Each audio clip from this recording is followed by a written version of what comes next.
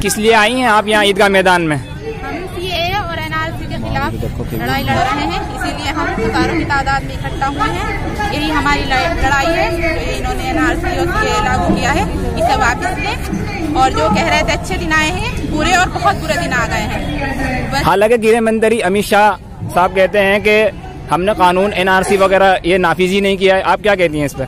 कराया उन्होंने, झूठ बोल रहे हैं।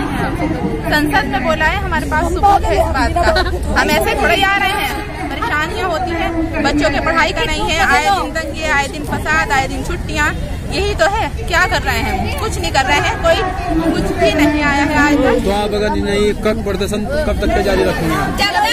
जब तक हमारे पास आजादी नहीं होती, जब तक ये वापस नहीं लेंगे, तब तक हम बोलते रहेंगे। महंगाई बढ़ा रखी है, लोगों का दिमाग खराब कर रखा है, बेरोजगारी है, कुछ नहीं है। देश में बर्बाद हो गया। इससे पहले की सरकारें आई हैं, ऐसा हाल कभी नहीं हुआ।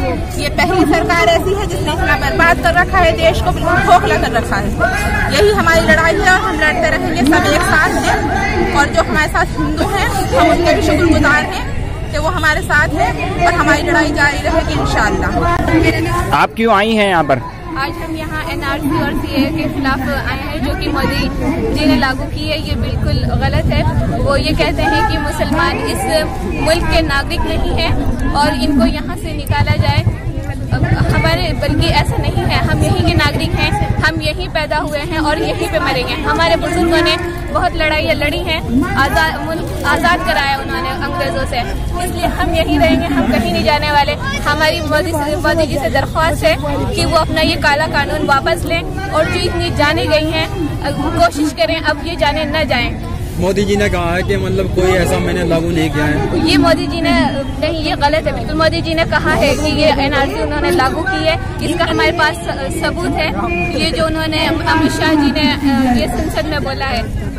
आज आपने किस लिए एहतजाज किया है? आप इतनी एनआरसी और सीएए के खिलाफ। आज आप पढ़ाई वगैरह छोड़कर यहाँ क्यों जमा हुए हैं?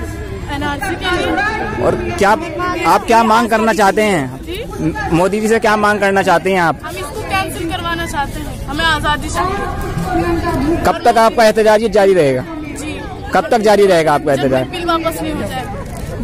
और सोचते हैं कि हमारे लोगों पर मुकदमात डालकर और हमारे हौसलों को पस्त किया जा सकता है, लेकिन उनको ये खबर नहीं कि हमारे हौसले इससे पस्त नहीं होते बल्कि जवान होते हैं। उनकी ये सब चीजें हम बिल्कुल पीछे नहीं हटेंगे। चलो, क्या नाम है आपका?